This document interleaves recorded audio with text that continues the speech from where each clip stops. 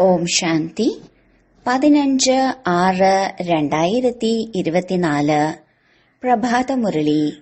മധുരമായ കുട്ടികളെ, മായാജീത്താകുന്നതിന് വേണ്ടി തെറ്റ് ചെയ്യുന്നത് ഉപേക്ഷിക്കൂ. ദുഃഖം കൊടുക്കുകയും എടുക്കുകയും ചെയ്യുക, ഇത് വളരെ വലിയ തെറ്റാണ്. അത് നിങ്ങൾ കുട്ടികൾ ചെയ്യരുത്. ചോദ്യം: ബാബയ്ക്ക് നമ്മൾ കുട്ടികളെ പ്രതി ഏത് ആശയാണ് ഉള്ളത്? ഉത്തരം: ബാബയുടെ ആശയാണ് എന്റെ എല്ലാ കുട്ടികളും എന്നെപ്പോലെ സദാ പാവനമാകണം. ബാബ സദാ വെളുത്തതാണ്. ആ ബാബ വന്നിരിക്കുന്നു കുട്ടികളെ കറുപ്പിൽ നിന്ന് വെളുപ്പിക്കുന്നതിന്. മായ കറുത്തതാക്കുന്നു, ബാബ വെളുപ്പിക്കുന്നു. ലക്ഷ്മി നാരായണൻ വെളുത്തതാണ്. അതുകൊണ്ടാണ് കറുത്തതും പതീതരുമായ മനുഷ്യർ പോയി അവരുടെ മഹിമ പാടുന്നത്. സ്വയം നീചരെന്നും മനസ്സിലാക്കുന്നു. ബാബയുടെ ശ്രീമത്ത് ഇപ്പോൾ ലഭിക്കുന്നു. മധുരമായ കുട്ടികളെ, ഇപ്പോൾ വെളുത്ത സതോപ്രധാനി ആകുന്നതിനുള്ള പുരുഷാർത്ഥം ചെയ്യൂ. ഓം ശാന്തി. ബാബ എന്താണ് ചെയ്തുകൊണ്ടിരിക്കുന്നത്? കുട്ടികൾ എന്താണ് ചെയ്തുകൊണ്ടിരിക്കുന്നത്? ബാബയ്ക്കുമറിയാം, കുട്ടികൾക്കുമറിയാം. തമോ പ്രധാനമായിരിക്കുന്ന നമ്മുടെ ആത്മാവ് അതിനെ സത്തോ പ്രധാനമാക്കണം. അതിനെ സ്വർണിമ യുഗമെന്ന് പറയുന്നു. ബാബ ആത്മാക്കളെ തന്നെയാണ് കാണുന്നത്. ആത്മാവിന് തന്നെയാണ് ചിന്ത ഉണ്ടാകുന്നത്. നമ്മുടെ ആത്മാവ് കറുത്തതായിരിക്കുന്നു. ആത്മാവ് കാരണം പിന്നീട് ശരീരവും കറുത്തതായിരിക്കുന്നു. ലക്ഷ്മി നാരായണന്റെ ക്ഷേത്രത്തിൽ പോകുന്നുണ്ട്. മുൻപ് അല്പം പോലും ജ്ഞാനമില്ലായിരുന്നു. നോക്കുമായിരുന്നു, ഇവർ സർവഗുണ സമ്പന്നരാണ്, വെളുത്തവരാണ്. നമ്മളാണെങ്കിൽ കറുത്ത ഭൂതമാണ്. എന്നാൽ ജ്ഞാനം ഇല്ലായിരുന്നു. ഇപ്പോൾ ലക്ഷ്മി നാരായണന്റെ ക്ഷേത്രത്തിൽ പോകുകയാണെങ്കിൽ മനസ്സിലാക്കും, നമ്മൾ മുൻപ് ഇതുപോലെ സർവഗുണ സമ്പന്നരായിരുന്നു.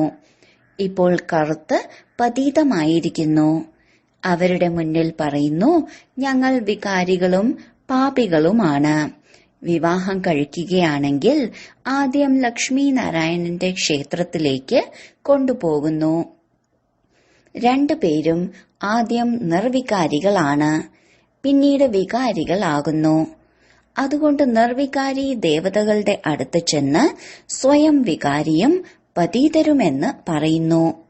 വിവാഹത്തിന് മുൻപ് ഇങ്ങനെ പറയില്ല. വികാരത്തിലേക്ക് പോകുന്നതിലൂടെ തന്നെയാണ് പിന്നീട് ക്ഷേത്രത്തിൽ പോയി അവരുടെ മഹിമ പാടുന്നത്. ഇന്നത്തെ കാലത്താണെങ്കിൽ ലക്ഷ്മി നാരായണന്റെ ക്ഷേത്രത്തിലും ശിവന്റെ ക്ഷേത്രത്തിലും വിവാഹങ്ങൾ നടക്കുന്നുണ്ട്.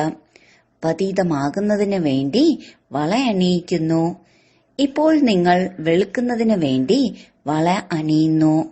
അതുകൊണ്ട് വെളുപ്പിക്കുന്ന ശിവബാബയെ ഓർമ്മിക്കുന്നു. അറിയാം, ഈ രഥത്തിന്റെ ഭൃഗുടി മധ്യത്തിൽ ശിവബാബയാണ്. ബാബ സദാ പാവനമാണ്. ബാബയുടെ ആശയാണ് കുട്ടികളും പാവനവും വെളുത്തതും ആകണം. എന്നെ മാത്രം ഓർമ്മിച്ച് പവിത്രമായി തീരണം. ആത്മാവിന് അച്ഛനെ ഓർമ്മിക്കണം. ബാബയും കുട്ടികളെ കണ്ട് ഹർഷിതമാകുന്നു. നിങ്ങൾ കുട്ടികളും ബാബയെ കണ്ട് മനസ്സിലാക്കുന്നു, പവിത്രമായി തീരണം. അപ്പോൾ വീണ്ടും ഇതുപോലെ ലക്ഷ്മി നാരായണൻ ആകും. ഈ ലക്ഷ്യം കുട്ടികൾ വളരെ ശ്രദ്ധയോടെ ഓർമ്മിച്ചു വെക്കണം. ഇങ്ങനെ ആകരുത്, കേവലം ബാബയുടെ അടുത്ത് വന്നു പിന്നീട് തിരിച്ചു പോയാൽ തന്റെ തന്നെ ജോലി മുതലായവയിൽ മുഴുകുന്നു. അങ്ങനെ ആകരുത്. അതുകൊണ്ടാണ് ഇവിടെ സന്മുഖത്തിരുന്ന് ബാബ കുട്ടികൾക്ക് മനസ്സിലാക്കി തരുന്നത്, ഭൃഗുടി മധ്യത്തിൽ ആത്മാവിരിക്കുന്നു. ഇത് ആത്മാവിന്റെ അകാല സിംഹാസനമാണ്. ആ ആത്മാവ് എന്റെ സന്താനമാണ്. അത് ഈ സിംഹാസനത്തിലാണ് ഇരിക്കുന്നത്. സ്വയം ആത്മാവ് തമോ പ്രധാനമാണ്. അതുകൊണ്ട് സിംഹാസനവും തമോ പ്രധാനമാണ്. ഇത് നല്ല രീതിയിൽ മനസ്സിലാക്കേണ്ട കാര്യങ്ങളാണ്. ഇതുപോലെ ലക്ഷ്മി നാരായണനാകുക ചിറ്റമ്മയുടെ വീട്ടിൽ പോകലല്ല. ഇപ്പോൾ നിങ്ങൾ മനസ്സിലാക്കുന്നുണ്ട്, നമ്മൾ ഇവരെ പോലെ ആയിക്കൊണ്ടിരിക്കുകയാണ്. ആത്മാവ് പവിത്രമായി തന്നെ പോകും. പിന്നീട് ദേവീ ദേവതയെന്ന് പറയും. നമ്മൾ ഇങ്ങനെയുള്ള സ്വർഗത്തിന്റെ അധികാരി ആകുന്നു. എന്നാൽ മായ മറപ്പിക്കുന്നു. പലരും ഇവിടെ നിന്ന് കേട്ടതിന് ശേഷം പുറത്തു പോകുന്നു, പിന്നീട് മറക്കുന്നു. അതുകൊണ്ട് ബാബ ഉറപ്പിക്കുകയാണ്, സ്വയം നോക്കണം എത്രത്തോളം ഈ ദേവതകളിൽ ദൈവിക ഗുണങ്ങളുണ്ടോ, അത് ഞാൻ ശ്രീമത്തിലൂടെ നടന്ന് ധാരണ ചെയ്തിട്ടുണ്ടോ. ചിത്രവും മുന്നിലുണ്ട്. നിങ്ങൾക്കതറിയാം, നമ്മൾക്ക് ഇത് ആകണം. ബാബ തന്നെയാണ് ആക്കുക. രണ്ടാമതൊരാൾക്കും മനുഷ്യനിൽ നിന്ന് ദേവതയാക്കാൻ സാധിക്കില്ല. അങ്ങനെ ആക്കുന്നയാൾ ഒരു ബാബ മാത്രമാണ്. മഹിമയുമുണ്ട് മനുഷ്യനിൽ നിന്നും ദേവത. നിങ്ങളിലും നമ്പർ വൈസായാണ് അറിയുന്നത്. ഈ കാര്യങ്ങൾ ഭക്തരറിയുന്നില്ല. ഏതുവരെ ഭഗവാന്റെ ശ്രീമത്ത് എടുക്കുന്നില്ലയോ അതുവരെ ഒന്നും അറിയാൻ സാധിക്കില്ല. നിങ്ങൾ കുട്ടികൾ ഇപ്പോൾ ശ്രീമത്ത് എടുത്തുകൊണ്ടിരിക്കുന്നു. ഇത് നല്ല രീതിയിൽ ബുദ്ധിയിൽ വയ്ക്കൂ. നമ്മൾ ശിവബാബയുടെ നിർദ്ദേശത്തിലൂടെ ബാബയെ ഓർമ്മിച്ചോർമ്മിച്ച് ഇവർ, അതായത് ലക്ഷ്മി നാരായണൻ ആയിക്കൊണ്ടിരിക്കുന്നു. ഓർമ്മയിലൂടെ മാത്രമാണ് പാപം ഭസ്മമാകുന്നത്. വേറൊരു ഉപായവുമില്ല. ലക്ഷ്മി നാരായണൻ വെളുത്തവരല്ലേ? ക്ഷേത്രങ്ങളിൽ പിന്നീട് കറുത്തതാക്കി വച്ചിരിക്കുന്നു. രഘുനാഥ ക്ഷേത്രത്തിൽ കറുത്ത രാമനെ ഉണ്ടാക്കിയിരിക്കുന്നു. എന്തുകൊണ്ടാണ്? ആർക്കും അറിയില്ല. കാര്യം എത്ര ലളിതമാണ്. ബാബ മനസ്സിലാക്കി തരുന്നു. ആദിയിൽ ഇവരായിരുന്നു സതോ പ്രധാന സുന്ദരന്മാർ. പ്രജകളും സതോ പ്രധാനികളാകുന്നു. എന്നാൽ ശിക്ഷകൾ അനുഭവിച്ചാണ്. എത്രത്തോളം ശിക്ഷകളുണ്ടോ അത്രയും പദവിയും കുറയുന്നു. പരിശ്രമിക്കുന്നില്ലെങ്കിൽ പാപം മുറിയില്ല, പദവി കുറയുന്നു. ബാബ വ്യക്തമാക്കി മനസ്സിലാക്കി തരികയാണ്. നിങ്ങൾ ഇവിടെ വന്നിരിക്കുന്നത് വെളുക്കുന്നതിന് വേണ്ടിയാണ്. എന്നാൽ മായ വലിയ ശത്രുവാണ്. ആരാണോ കറുത്തതാക്കി മാറ്റിയത്. ഇപ്പോൾ വെളുത്തതാക്കുന്ന ബാബ വന്നിരിക്കുന്നത് കാണുമ്പോൾ മായ എതിരിടുന്നു. ബാബ പറയുന്നു, ഡ്രാമയനുസരിച്ച് മായയ്ക്ക് പകുതി കൽപ്പത്തെ പാർട്ട് അഭിനയിക്കണം. മായ അടിക്കടി മുഖം തിരിച്ച് മറ്റു വശത്തേക്ക് കൊണ്ടുപോകുന്നു. എഴുതുന്നു, ബാബ ഞങ്ങളെ മായ വളരെ ബുദ്ധിമുട്ടിക്കുന്നു. ബാബ പറയുന്നു, ഇതാണ് യുദ്ധം. നിങ്ങൾ വെളുപ്പിൽ നിന്ന് കറുപ്പ്, പിന്നീട് കറുപ്പിൽ നിന്ന് വെളുപ്പ് ആകുന്നു. ഇത് കളിയാണ്. മനസ്സിലാക്കി കൊടുക്കുന്നതും അവർക്കാണ്. ആരാണോ പൂർണമായും 84 ജന്മം എടുക്കുന്നവർ, അവരുടെ കാൽ ഭാരതത്തിൽ തന്നെയാണ് വരുന്നത്. ഭാരതത്തിലെ എല്ലാവരും 84 ജന്മം എടുക്കും എന്നുമല്ല. ഇപ്പോൾ നിങ്ങൾ കുട്ടികളുടെ ഈ സമയം വളരെ വിലപിടിപ്പുള്ളതാണ്. പൂർണമായും പുരുഷാർത്ഥം ചെയ്യണം. നമുക്കിതുപോലെ ആകണം. തീർച്ചയായും ബാബ പറഞ്ഞിട്ടുണ്ട്, കേവലം എന്നെ ഓർമ്മിക്കണം, ഒപ്പം ദൈവിക ഗുണവും ധാരണ ചെയ്യണം. ആർക്കും തന്നെ ദുഃഖം നൽകരുത്. ബാബ പറയുന്നു, കുട്ടികളെ ഇപ്പോൾ ഇങ്ങനെയുള്ള തെറ്റ് ചെയ്യരുത്. ബുദ്ധിയോഗം ഒരു ബാബയോട് വെക്കൂ. നിങ്ങൾ പ്രതിജ്ഞ ചെയ്തിരുന്നു, ഞങ്ങൾ അങ്ങയിൽ സമർപ്പണമാകും. ജന്മജന്മാന്തരം പ്രതിജ്ഞ ചെയ്താണ് വന്നത്. ബാബ, അങ്ങ് വരികയാണെങ്കിൽ ഞങ്ങൾ അങ്ങയുടെ നിർദ്ദേശത്തിലൂടെ മാത്രം നടക്കും. പാവനമായി ദേവതയാകും. അഥവാ പങ്കാളി നിങ്ങൾക്ക് കൂട്ട് തരുന്നില്ലെങ്കിൽ നിങ്ങൾ നിങ്ങളുടെ പുരുഷാർത്ഥം ചെയ്യൂ. പങ്കാളി കൂട്ട് തരുന്നില്ലെങ്കിൽ ജോഡിയാകില്ല. ആര് എത്രത്തോളം ഓർമ്മിച്ചിട്ടുണ്ടോ, ദൈവിക ഗുണം ധാരണ ചെയ്തിട്ടുണ്ടോ, അവരുടെ തന്നെ ജോഡിയാണ് ഉണ്ടാകുന്നത്.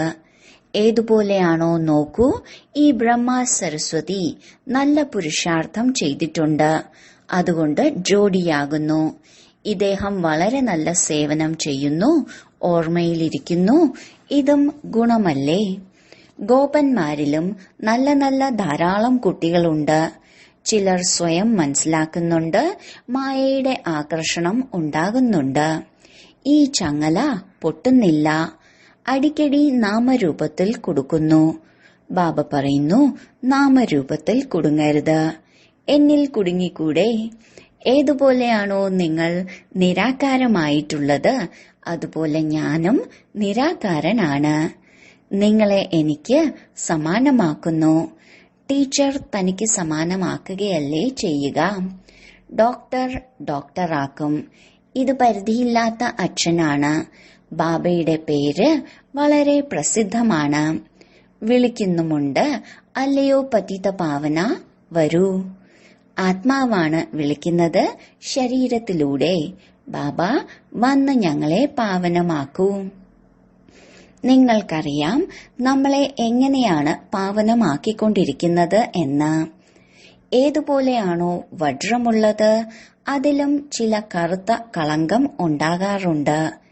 ഇപ്പോൾ ആത്മാവിൽ കലർപ്പ് വന്നിരിക്കുന്നു. അതിനെ ഇല്ലാതാക്കി വീണ്ടും സത്യമായ സ്വർണം ആക്കുന്നു. ആത്മാവിന് വളരെ ശുദ്ധമാകണം. നിങ്ങളുടെ ലക്ഷ്യം വളരെ വ്യക്തമാണ്. മറ്റ് സത്സംഗങ്ങളിൽ ഒരിക്കലും ഇങ്ങനെ പറയില്ല. ബാബ മനസ്സിലാക്കി തരുന്നു, നിങ്ങളുടെ ഉദ്ദേശ്യം ഇവരെ പോലെ ആയി മാറുക ആണ്. ഇതും അറിയാം. ഡ്രാമയനുസരിച്ച് നമ്മൾ പകുതി കൽപ്പം രാവണന്റെ കൂട്ടിൽ വികാരിയായി. ഇപ്പോൾ ഇങ്ങനെയാകണം. നിങ്ങളുടെ പക്കൽ ബാഡ്ജുണ്ട്. അത് വെച്ച് മനസ്സിലാക്കി കൊടുക്കുക വളരെ സഹജമാണ്. ഇതാണ് ത്രിമൂർത്തി. ബ്രഹ്മാവിലൂടെ സ്ഥാപന. എന്നാൽ ബ്രഹ്മാവ് ചെയ്യുന്നില്ല. അദ്ദേഹം പതീതത്തിൽ നിന്ന് പാവനമാകുകയാണ് ചെയ്യുന്നത്. മനുഷ്യർക്ക് ഇതറിയില്ല. അതായത് ഈ പതീതർ തന്നെയാണ് പിന്നീട് പാവനമാകുന്നത്. ഇപ്പോൾ നിങ്ങൾ കുട്ടികൾ മനസ്സിലാക്കുന്നുണ്ട്, പഠിപ്പിന്റെ ലക്ഷ്യം ഉയർന്നതാണ്. ബാബ വരുന്നു പഠിപ്പിക്കുന്നതിന് വേണ്ടി. ജ്ഞാനം ബാബയിൽ മാത്രമാണ് ഉള്ളത്. ബാബ ആരിൽ നിന്നും പഠിച്ചിട്ടില്ല. ഡ്രാമയുടെ പ്ലാൻ അനുസരിച്ച് ബാബയിൽ ജ്ഞാനമുണ്ട്. ഇങ്ങനെ ഒരിക്കലും പറയാനാകില്ല ബാബയിൽ ഈ ജ്ഞാനമെല്ലാം എവിടെ നിന്നാണ് വന്നത് എന്ന്. ഇല്ല, ബാബ എന്നാൽ ജ്ഞാനസാഗരം എന്നാണ്. ആ ബാബയാണ് നിങ്ങളെ പതീതത്തിൽ നിന്ന് പാവനമാക്കുന്നത്. മനുഷ്യരാണെങ്കിൽ പാവനമാകുന്നതിന് വേണ്ടി ഗംഗയിലും മറ്റും കുളിച്ചുകൊണ്ടേയിരിക്കുന്നു. സമുദ്രത്തിലും കുളിക്കുന്നുണ്ട്. പിന്നീട് പൂജിക്കുകയും ചെയ്യുന്നു. സാഗരത്തെ ദേവതയെന്ന് കരുതുന്നു. വാസ്തവത്തിൽ നദികൾ സദാ ഉണ്ട്, ഒരിക്കലും നശിച്ചു പോകുന്നില്ല. ബാക്കി മുൻപ് വളരെ ഓർഡറിലായിരുന്നു. വെള്ളപ്പൊക്കത്തിന്റെ പേര് പോലും ഉണ്ടായിരുന്നില്ല. ഒരിക്കലും മനുഷ്യർ മുങ്ങിപ്പോയിരുന്നില്ല. അവിടെയാണെങ്കിൽ മനുഷ്യരെ വളരെ കുറച്ചാണ് ഉണ്ടായിരുന്നത്. പിന്നീട് വർധനവ് ഉണ്ടായിക്കൊണ്ടിരിക്കുന്നു. കലിയുഗ അവസാനമാകുമ്പോഴേക്കും എത്ര മനുഷ്യരാകുന്നു. അവിടെയാണെങ്കിൽ ആയുസ്സും വളരെ വലുതായിരിക്കും. എത്ര കുറച്ചു മനുഷ്യരായിരിക്കും ഉണ്ടായിരിക്കുക. പിന്നീടുള്ള 2500 വർഷത്തിൽ എത്രയാണ് വൃദ്ധി പ്രാപിക്കുന്നത്. വൃക്ഷം എത്ര വിസ്താരത്തിലേക്ക് വരുന്നു. ഏറ്റവും ആദ്യം ഭാരതത്തിൽ കേവലം നമ്മുടെ മാത്രം രാജ്യമായിരുന്നു. നിങ്ങളിങ്ങനെ പറയും, നിങ്ങളിലും ചിലർക്ക് ഓർമ്മയുണ്ട്.